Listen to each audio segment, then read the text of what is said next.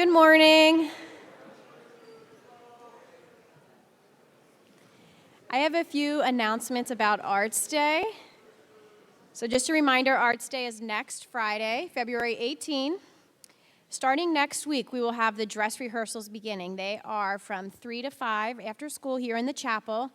Freshmen will rehearse on Monday, 3 to 5, sophomores Tuesday, juniors Wednesday, and seniors on Thursday. So see your chief advisor if you have any questions about dress rehearsal. Please come with your costumes and props. Props specifically can impact the timing, the microphones, tech equipment, so bring all that with you. That being said, we will have signs posted for rooms for you to keep any costumes or props that you want to after dress rehearsal. Juniors and seniors will be in the theater dressing area. Sophomores will be in the back piano guitar room, and the freshmen in the music hall piano room. And there will be signs posted if you're not sure where those locations are. And again, a reminder, there is an evening performance on the Friday of Arts Day, and some of the groups will be selected from the day, and that schedule's not set until the end of the live performances. So just let your chief advisor, if you know already that you cannot perform on Friday night, let your chief advisor know. That will help us make those decisions about the evening.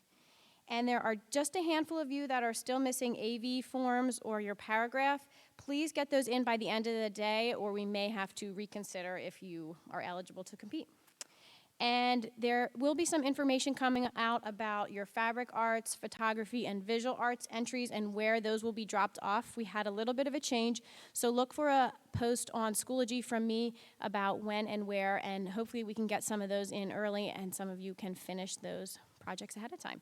Thank you for your participation, your excitement. It's going to be a fun day.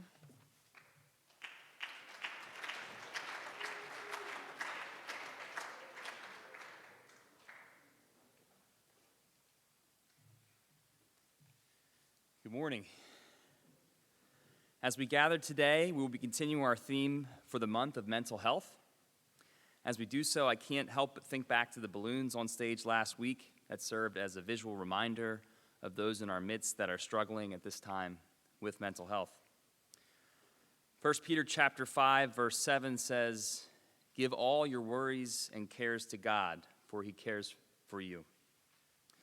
As we open with prayer this morning, I welcome you to keep that verse in the fronts of your hearts and minds.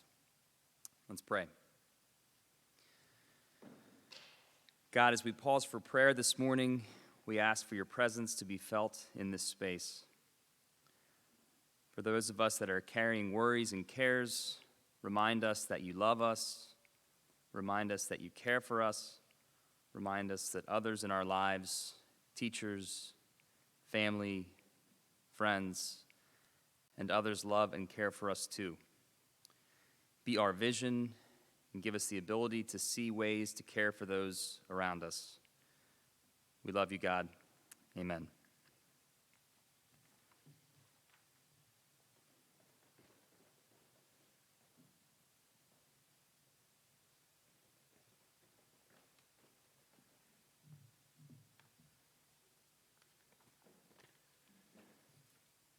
Good morning. This chapel today is the first part of two chapels focused on the topic of healthy relationships with our devices. We are continuing within the chapel theme of mental health and asking the question, how might technology be impacting our mental health? On Friday, you will be given the opportunity to have discussion with your advisor group on these topics. And during advisor group time, you'll also have the chance to see the data from the survey that was sent out before Christmas about technology use in our DOC community that many of you responded to. Thanks to students Abby, Dylan, Matthias, and Haley for helping to plan this chapel today. As someone that has been teaching social studies for 15 years and also a parent of a 3-year-old and a 6-year-old, I've spent a lot of time in the last few years thinking about the impact of technology on our society and on our collective and individual well-being. Then last year, I started to learn about the topic of restorative justice in education. Restorative justice seeks to respond to conflict or harm by repairing relationships instead of focusing on punishment. The point is that all of us have been born in God's image with dignity and worth, and we are built for relationships. Hopefully then, schools can be a place where everyone does feel a sense of belonging. Restorative justice would say that when it comes to something like the challenges that we face with technology use, let's remember that we are all in this together. A planning committee with representatives from DOC students, parents, faculty, and church leaders met to discuss the topic of technology and relationships 3 different times during the month of January. Discussion focused on how members of the DOC community can support each other as we consider technology and its impact on our relationships and our learning environments, as well as consider what harm may need to be repaired because of technology use. The guiding goal of this group was to think of ways to provide encouragement and tools for members of the DOC community to assess and define their relationship with technology so that each person can be empowered to show up as the best versions of themselves. It's not an understatement to say that technology has dramatically changed our world and the way that we relate to each other and to each other, the way that we relate to ourselves and to each other. This chapel is an attempt to respond to some of the mental health challenges that might intersect with technology use that we face as a community. Statistically speaking, according to Deborah DiPolo from last week's chapel, there could be 50 people right now in this room that are struggling with mental health challenges. I think it's okay and maybe important to ask the question, how much of a role has technology played in our mental health challenges? The late Desmond Tutu promoted the South African concept of Ubuntu. Ubuntu simply means I am because of you. Or in other words, we are all interconnected. And when one hurts, we all hurt. When one shines, we all shine. This isn't about trying to control the technology use of students, but rather engage this topic together with all students and adults in the DOC community to support each other. To quote J.R. Briggs in a recent article on this topic, this is not about legalism or diminishing the enjoyment or functionality of our phones. We should use them, but with wisdom and purpose. I love technology, and I'm thankful for all the good that it can do. I think about the last 2 years and what happened to keep education going because of technology. I also know that we do live in a time of paradoxes. In 1945, Arthur Koestler wrote, "Our awareness seems to shrink in direct proportion as the power to communicate expands. The world is open to us as never before, and yet we walk about as prisoners, each in our own private cage." He wrote this in 1945, and I wonder what Koestler would have said if he was alive today. The more that we communicate, the less aware that we become. What did he mean by that? The physicist Alan Lightman again uses the phrase prisoners when he said, "We are prisoners of the wired world that we have created ourselves. Technology by itself does not have values. It can be used for good or for ill. It is we human beings that impart the values to technology. But we are moving so fast and we are so plugged in all the time, we don't have time to think about who we are and what our values are and where we are going. We live in a time of paradoxes. We have never had more tools available to us to connect to others, yet we have seen rising rates of young people feeling lonely since the arrival of smartphones. How has technology impacted our collective and individual well-being? I invite us all to open up our hearts and minds to what we will hear today, and also as you discuss these topics with your advisor group on Friday. Ultimately, the goal is to provide encouragement and tools for members of the DOC community, again, to assess and define our relationship with technology so that each person can be empowered to show up as the best versions of ourselves. First, we must assess our relationship with technology. In preparing for this chapel, a statement that I came across that stuck with me is, anything that you are not able to fast or give up, you are enslaved to. This image challenges me. Is my technology serving me, or am I serving my technology? If I am really honest with myself, how enslaved am I to my phone and my email and the news and social media? Once we have determined what kind of relationship we have with our technology, then we can take proactive steps to define it. So consider today trying to find one way that might help define your relationship with technology, and that would also help you to show up as the best version of you. So I'd like to invite next Kyle Rodgers from Franconia Mennonite Church to share, and following that, we will spend some time with a student-teacher panel. And then at the end of chapel, we will ask for your input about ideas that you might have for defining a healthy relationship with technology. So remember Ubuntu. We are all in this together.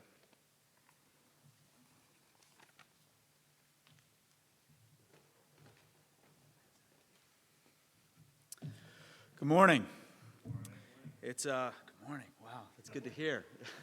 It's great to be here with you all again. Man, I feel like I'm a student here. It's so fun to be back and just to share with you all. I was actually really happy to be a part of Mr. Bauer's group to dive into this world of technology and share what we see within our context.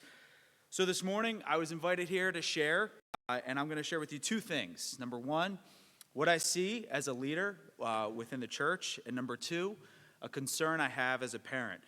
And I want to say, too, before I jump into this real quick, that this is not meant to make you feel bad or guilty or cause shame.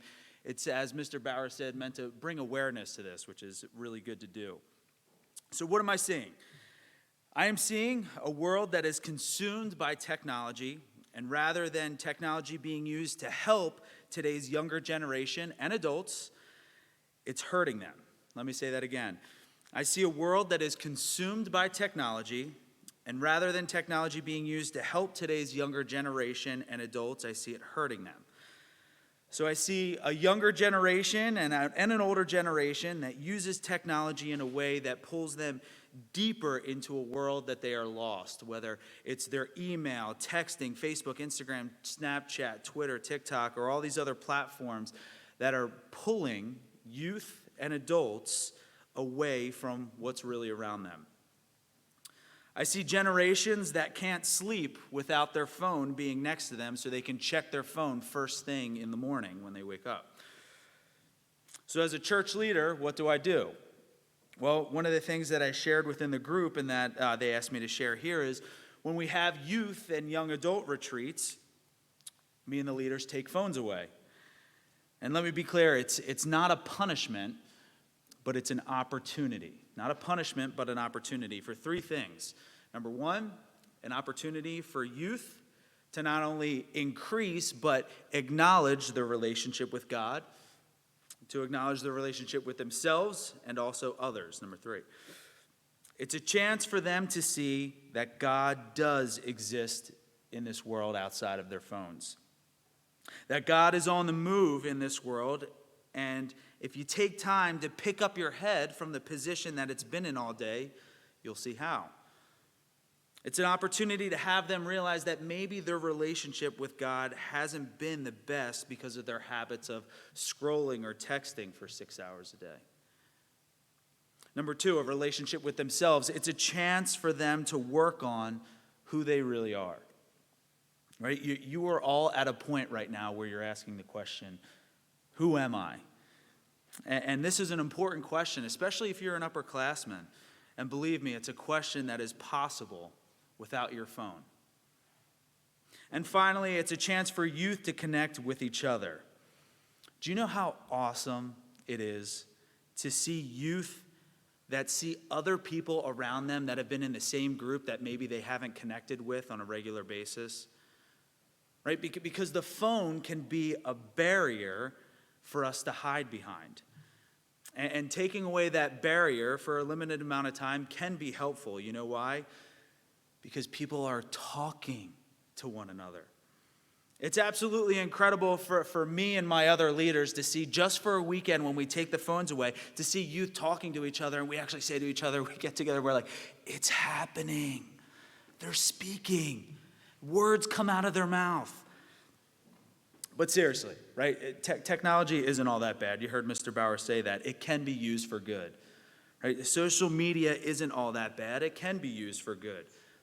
Too much technology is bad. Too much social media is bad. The thing is, you all need to know your limits. And you have to have the courage and strength to say, you know what, I need a break.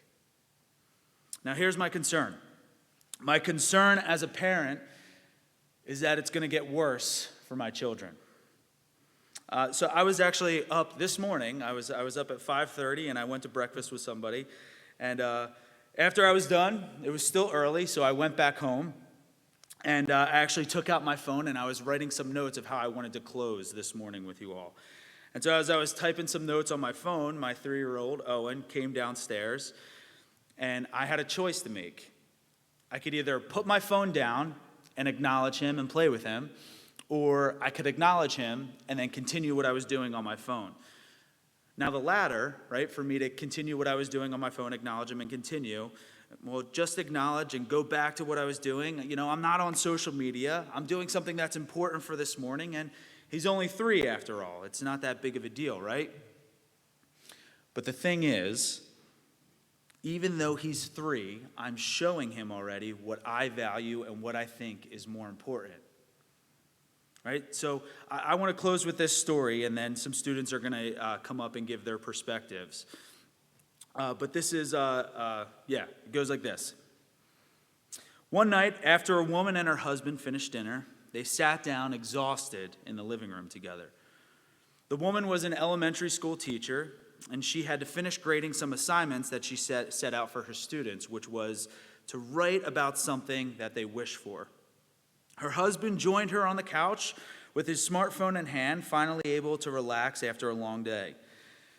Just when the woman thought she finished correcting the final essay, she noticed that another one had been apparently forgotten.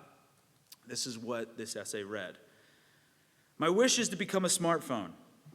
It's my wish because my mom and dad really love their smartphones.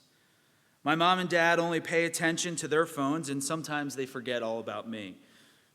When my mom and dad come home tired from work, they spend time with their phones, not me. Even when my mom or dad is doing something important, if their phone rings just once, they pick it up right away.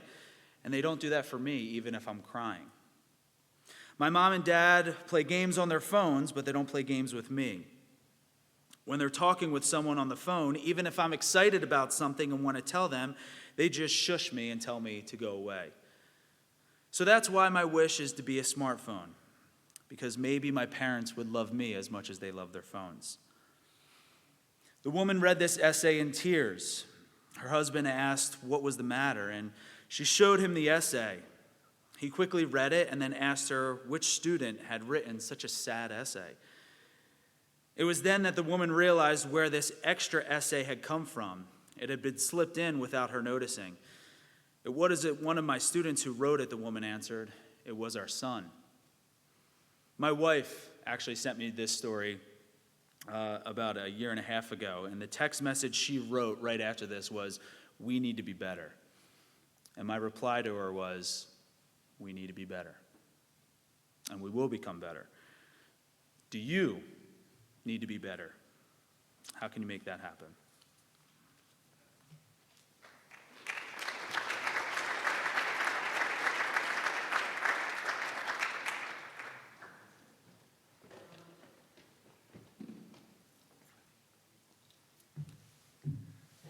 Hi, for those of you that don't know me, I'm Abby. As Kyle said before, on our winter retreats, we have our phones taken away. At first, I was sad because I wouldn't be in contact with any of my family and friends back home. But this felt a little different than previous years, when Kyle also took our phones. I felt like I actually wanted to give my phone away and enjoy this weekend without having to worry about my phone. Through this, I was able to focus more on what this weekend was truly about. It was about me getting closer to God. During the trip, we had so much time to be with our friends that I didn't think about my phone at all.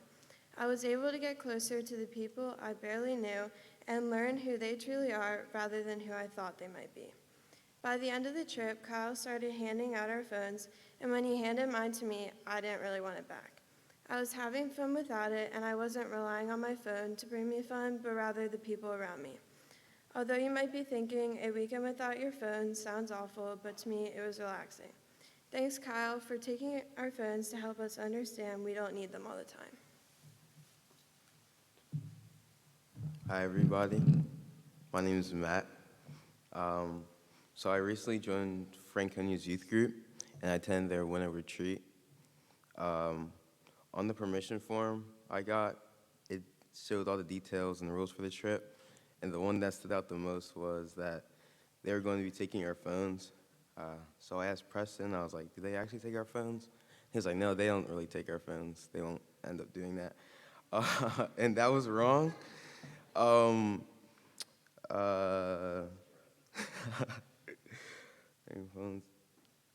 reason that they took our phones away is because they wanted our time to be connecting with God and not social media. At first, I was upset during the trip but it ended up being not too bad. Something I didn't realize was something I didn't realize that was going to happen was how much it positively would affect me after the retreat.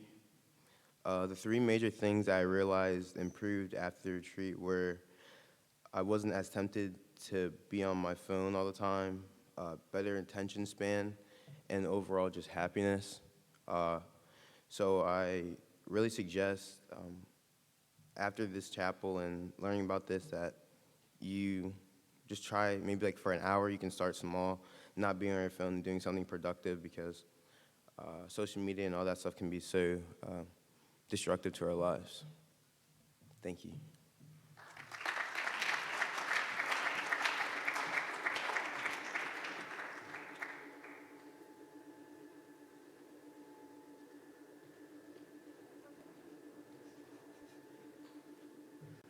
Hi guys, the panel is up now.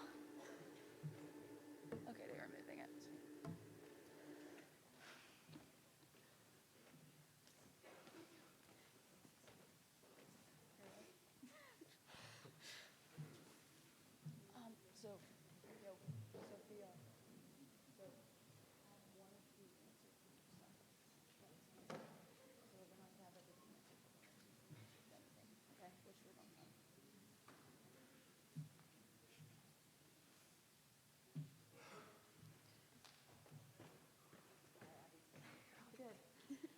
Take your time.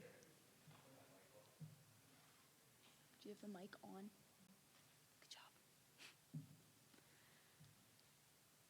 All right, are we good?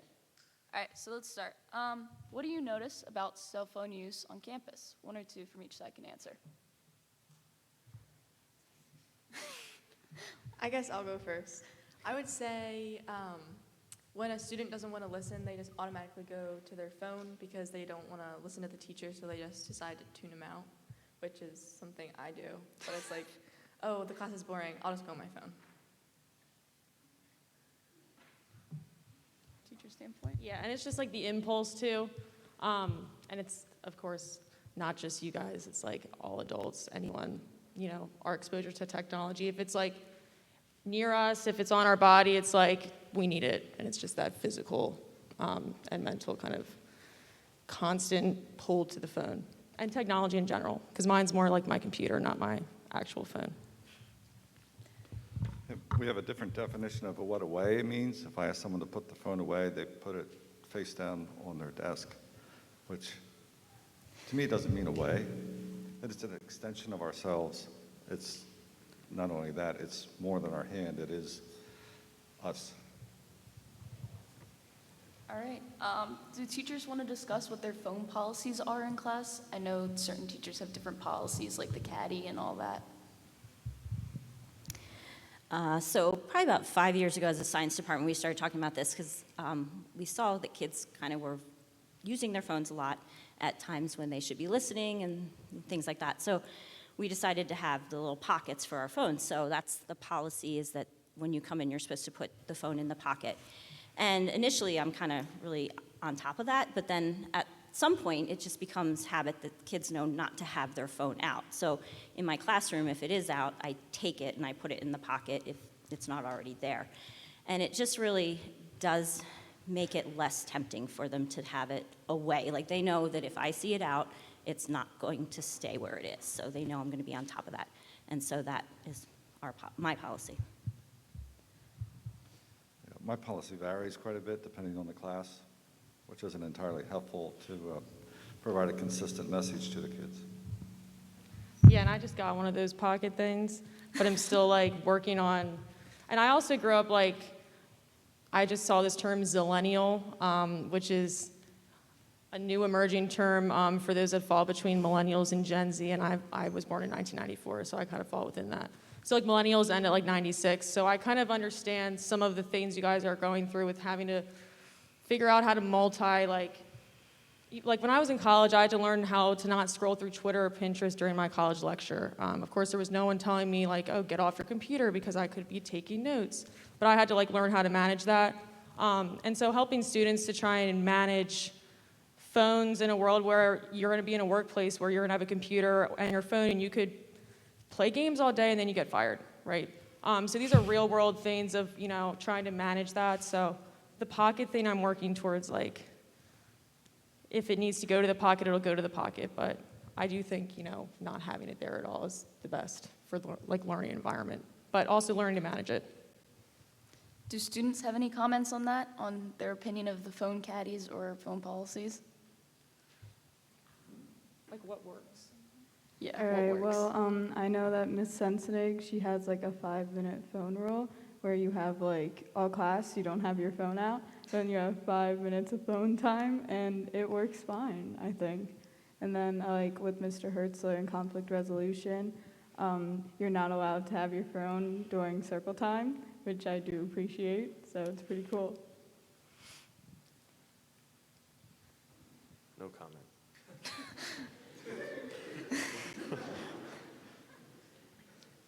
Okay, so we're going to move on. So technology has obviously impacted some people's mental health. How has it impacted your mental health? I'd say mine's pretty good for the amount I use social media, because I use social media a lot.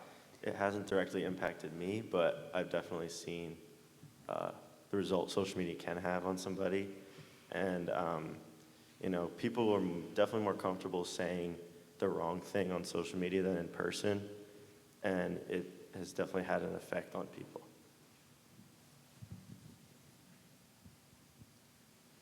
I would say for the amount of time I spend on social media, it does affect you and you don't even realize it sometimes. I would say I think about going on social media or my phone when I'm not with my friends, so it varies for me.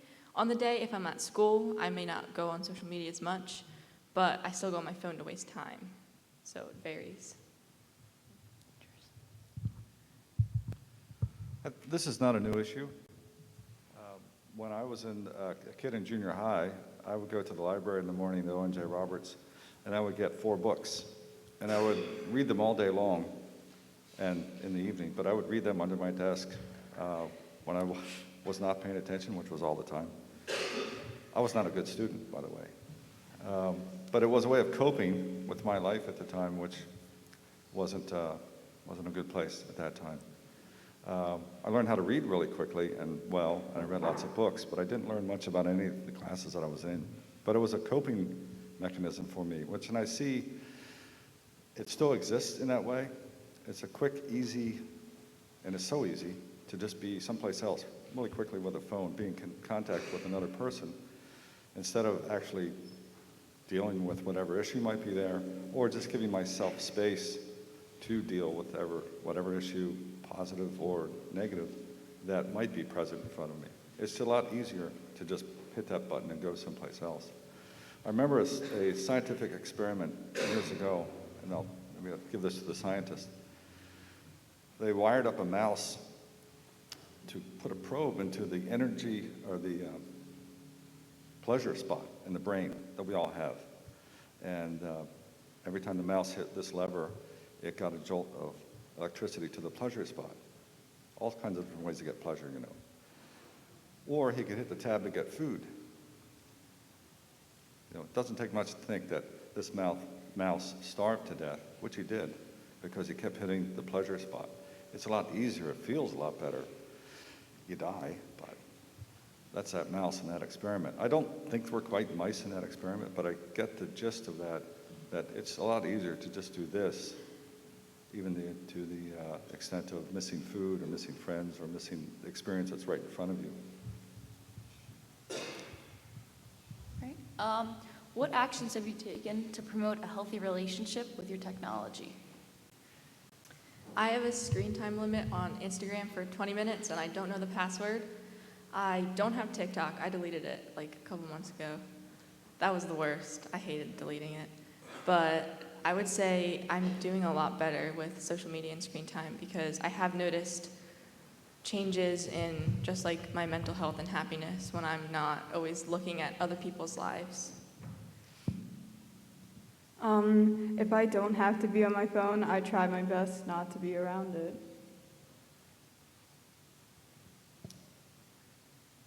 I would say I get a feeling when I start to feel like I've had enough, and then I shut it off for a while.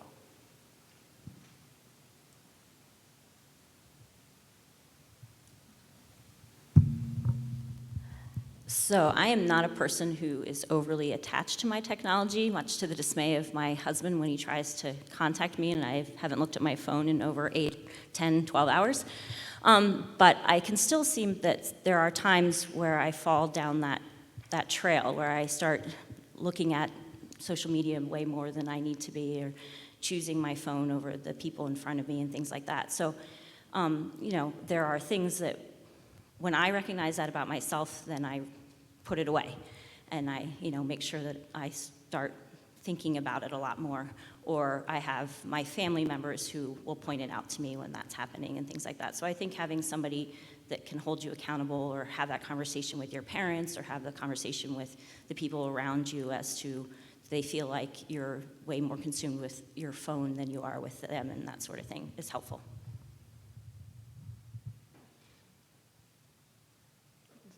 Yeah, and similar to like what Kyle was saying, I have a 5-month-old nephew now, and so whenever I see him, I'm fighting for his attention. Like, I'm constantly trying to get his attention.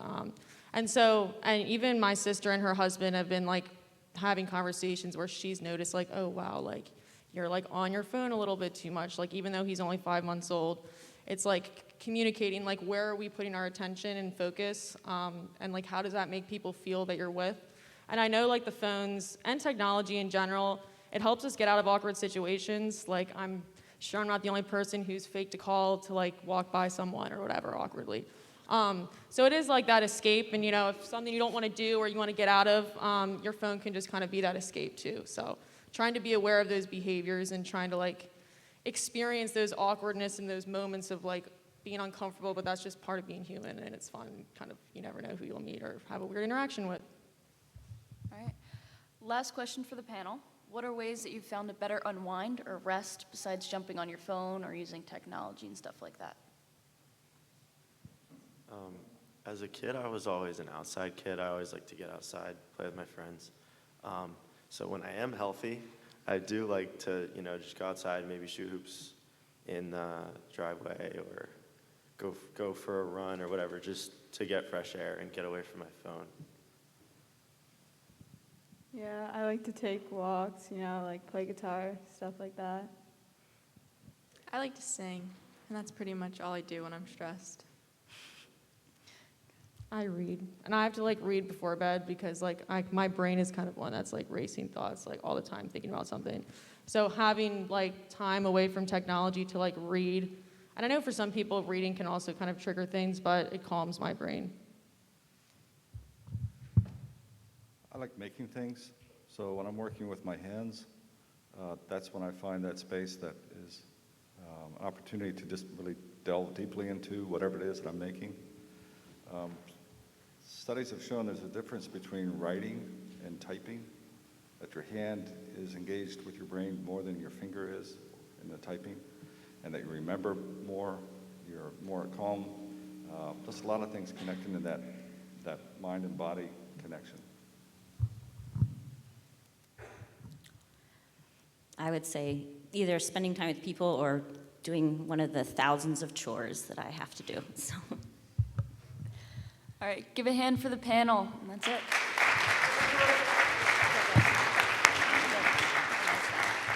You can put the mic down on the chair, and then you're good. You're out of here.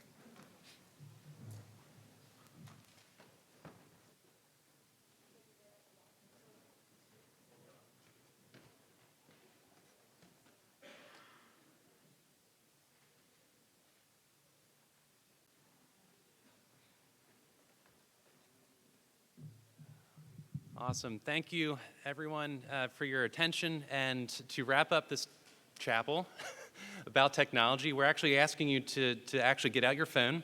And I just sent out into the Schoology group, all students and faculty, a very short Google form survey.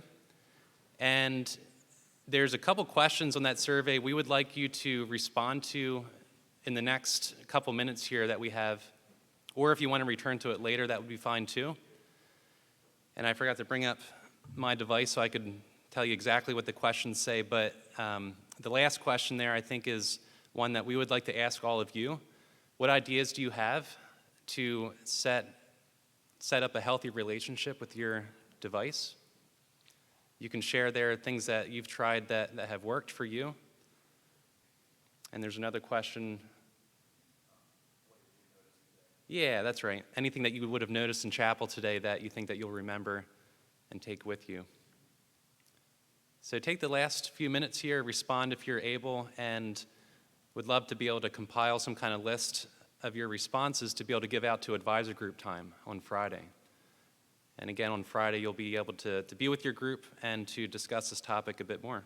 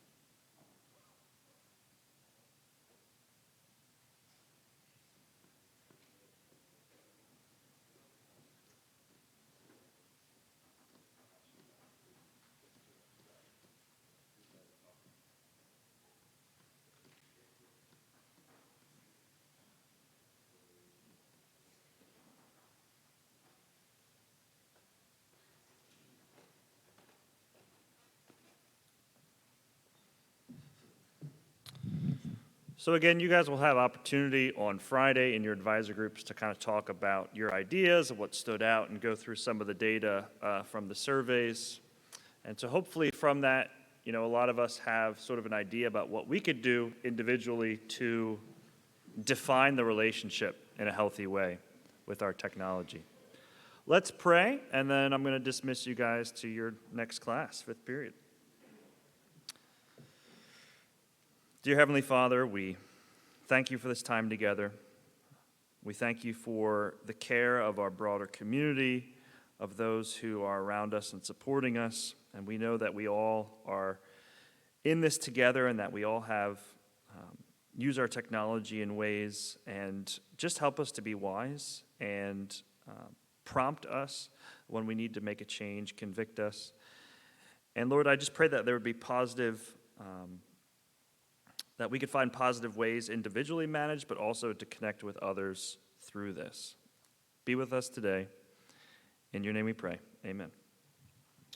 You guys are dismissed.